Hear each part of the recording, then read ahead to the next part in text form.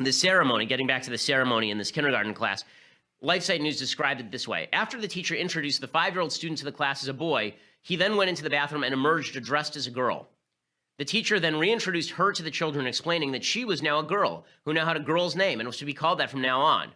According to Keller, who's this guy from the family group, he said kids were left really deeply emotionally bothered and traumatized. There were several of the little girls that went to their parents and were crying, saying, "Mommy or Daddy, am I going to turn into a boy?" This is evil. It's evil. Okay, teachers who are teaching entire classrooms of small children that they can magically transform into members of the opposite sex. Okay, it's so funny. These people will say that if you teach people about religion, that that's teaching them myth. That if you teach them about Santa Claus or the Easter Bunny, that that's myth. Okay, this is significantly more mythical because it runs absolutely counter to biology. And the idea that kids are not malleable when it comes to sexual orientation, they're not malleable when it comes to gender identity, there's no science that demonstrates that at all. None. Okay, there may be genetic predispositions for transgenderism. There may be. There may be genetic predispositions on sexual orientation, but to suggest that environment plays no part is to ignore every single piece of available data ever. Like all of it. Not some of it, all of it. And yet this is what they say because there's an agenda, right? The agenda is to make it clear to children that gender identity is fluid. This is one of the things the left wants to do, is tear down the basic building blocks of Western civilization in order to build something anew. If we're all widgets, if we're all just claymation figures in their little parable of life, then they get to morph us however we want. They get to mold us and morph us however they want. And that means taking over our children and using them against us and using them against our standards of right and wrong. So the left, which will say that they have the power to go in and tell your 5-year-old child that he may be a girl, right? This is the same left that says that if a teacher prays on the 50-yard line, that teacher ought to be fired. There's a case out in the Ninth Circuit Court of Appeals today. It's an amazing case. Okay, Bremerton School District is a school district in Washington State, and the assistant football coach at one of their high schools, a guy named Joseph Kennedy, prayed at the 50-yard line after football games and before them as well. Students frequently joined him. He would also give them religiously oriented motivational speeches. The school district tried to punish him for doing this. He settled for praying alone after games, but then he began praying at the 50-yard line before everyone had gone home. So instead of waiting till everyone left and then praying at the 50-yard line, he would go over right after the game. The game is over. He goes over, he prays at the 50-yard line, and surprise, surprise, a lot of the kids started joining him. And people started coming down out of the stands to join him, praying on the 50-yard line. End of the world. How dare he? Public school teacher praying by himself on the 50-yard line? People joining him voluntarily must be fired. So the school district fired him. They suspended him, and then they allowed his contract to expire. So Kennedy sued. He suggested religious discrimination under the First Amendment. The Ninth Circuit Court of Appeals found the school district had every right to dismiss Kennedy. So there were two legal questions here. Okay, first legal question was he a public employee? Second was, as a public employee, did he violate his job description as a public employee by doing this? So there are two separate legal questions. The court said when Kennedy kneeled and prayed on the 50-yard line immediately after games, while in view of students and parents, he spoke as a public employee, not as a private citizen, and his speech therefore was constitutionally unprotected. The case they make in favor of this idea is, one, he's still wearing all of his high school gear. Second, if you were just a citizen, you couldn't walk out to the middle of the 50-yard line, right? You have to be a member of the high school staff in order to do this. So I think that this is actually legally arguable. Is he doing this as a private citizen, or is he doing this on school grounds, on school time, and therefore he's doing it as a public employee? It's a little bit more confusing than that, because the fact is that if you're at school, like if I were a public school teacher and I decided to daven mincha, which is the second Jewish prayer of the day, and I went in a broom closet somewhere and prayed mincha, that doesn't mean that I would necessarily be acting as a public school employee. Clearly, I'm attempting to separate myself. The court found he was acting, however, in his auspices as a public school employee. But that isn't really the worst part. The worst part is that the court then said what he did violated his job description. Okay, praying at the 50-yard line, doing a voluntary prayer that people decide to join, violates his job description. Now, let me explain what his job description was. Okay, Kennedy's job included becoming, quote, a coach, mentor, and role model for the student athletes. It included an explicit job requirement to attempt to create both good athletes and good human beings. It is directly in his job description. Kennedy's post-game prayers originally lasted a grand total of 30 seconds. They were a brief, quiet prayer of thanksgiving for player safety, sportsmanship, and spirited competition. Over time, they morphed into motivational speeches given to students of both teams. Even people on the other team would come over because they enjoyed what he was saying about sportsmanship in the games. Students voluntarily wanted to hear him. The district suggested these activities violated school board policy that said that, quote, staff shall neither encourage nor discourage a student from engaging in non-disruptive oral or silent prayer or any other form of devotional activity. Okay, this didn't violate that. The guy literally went out to the 50-yard line, knelt down, and prayed. That's it. He didn't say people have to show up. He didn't force anybody. He didn't tell people that if they showed up, then if they didn't show up, then they would be kicked off the team or suspended. The school board openly acknowledged that Kennedy didn't force anyone to pray with him. But the school board insisted that Kennedy not allow students to pray with him at all, that he should forcibly turn them away.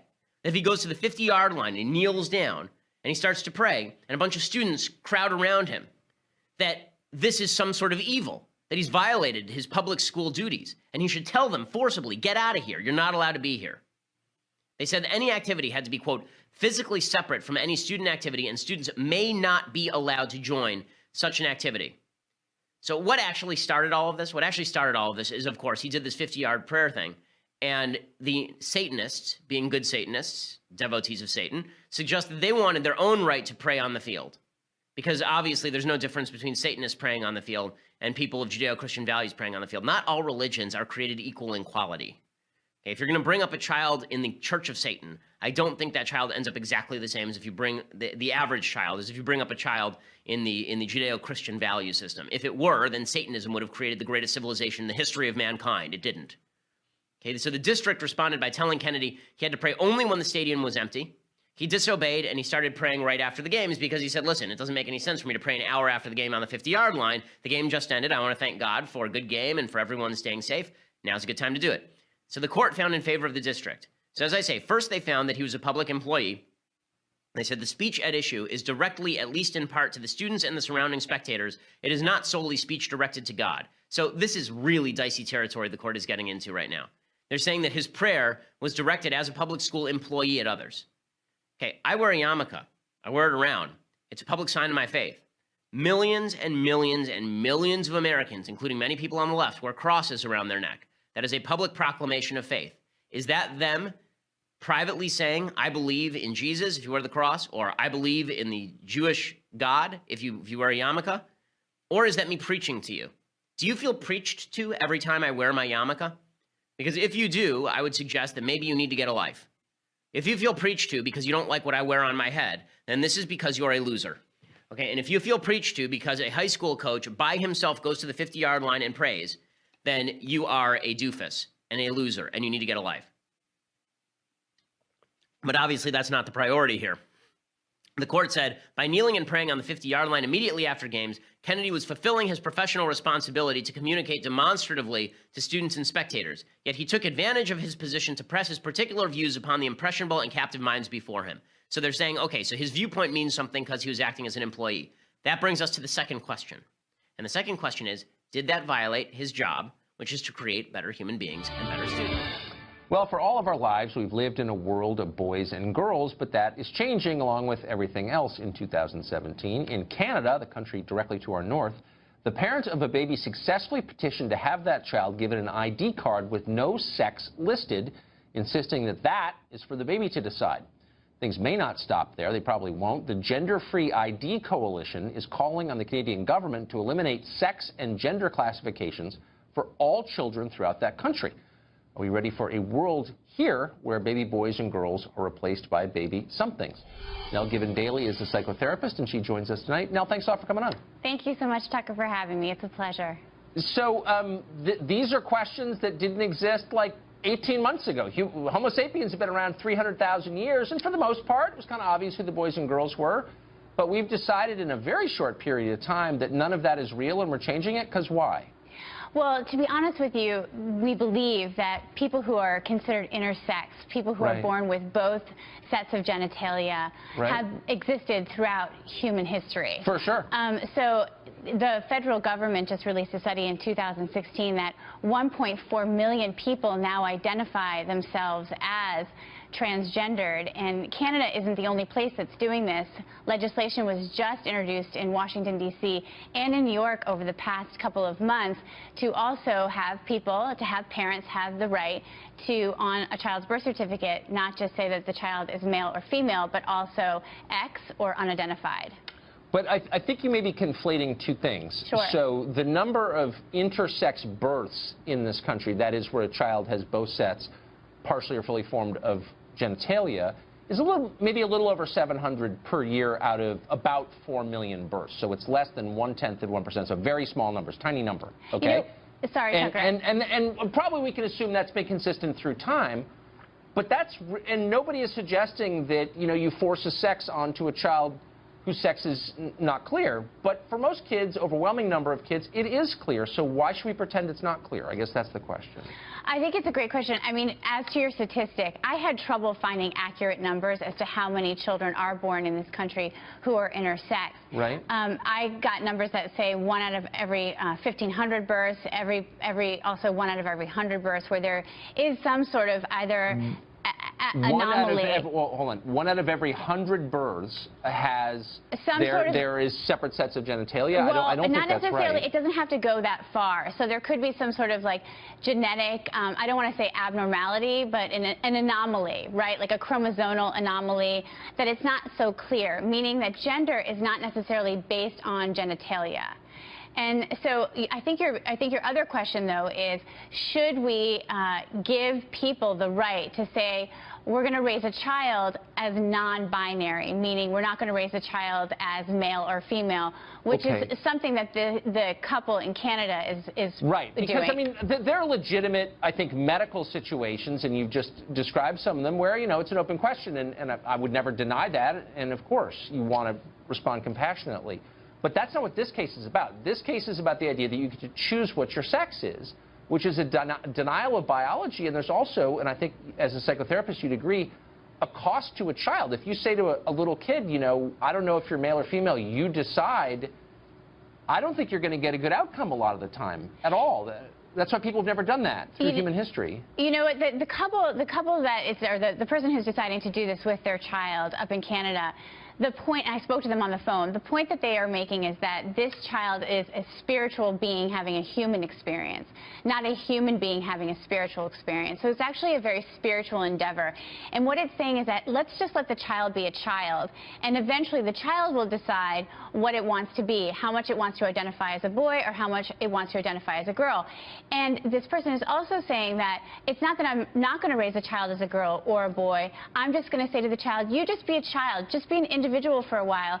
Let's not have the government interfere with who you are. Let's not put a set of preconceived notions about who you are onto you. Let's just let you develop as a human being, and eventually you can decide whether or not you want to be a boy or girl or non-binary. Yeah, but you can't actually decide. And I'm for choice, and there are a lot of biological realities that I'm sad about, that I would change about no, I'm sincere, that I would change about myself. And so I'm not attacking anybody, but don't you think that biological reality matters, and lying to kids and telling them, actually you could be 6'7", or you could have blue eyes instead of brown, or whatever. I mean, those are lies, and it's never a good idea to lie to kids, is it? I don't think it's a lie. I think it's actually giving children more information at a younger age than we traditionally have.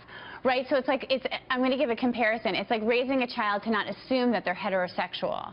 Right? The way I've raised my children is to say, like, I don't know what they're going to be, and I'm not just going to assume that they're gay or they're straight. I just give them lots of information, expose them to lots of people. There's a difference here, because whereas, we don't know a lot about the biology of homosexuality, we know a lot about the biology of sex, because we know that it begins on the chromosomal level. Like, there's a science piece to this that's being ignored by people who I thought believed in science. So that's why I'm a little bit confused. I don't think it's being ignored. I think what we're seeing, though, in the federal study and what's come out in terms of the Census Bureau is that if 1.4 million people don't identify with the gender marker that they were given at birth, we have to take note of that and say what's going on, that there's a fluidity about gender, and it's not necessarily rooted in biology. Why does that not extend to race?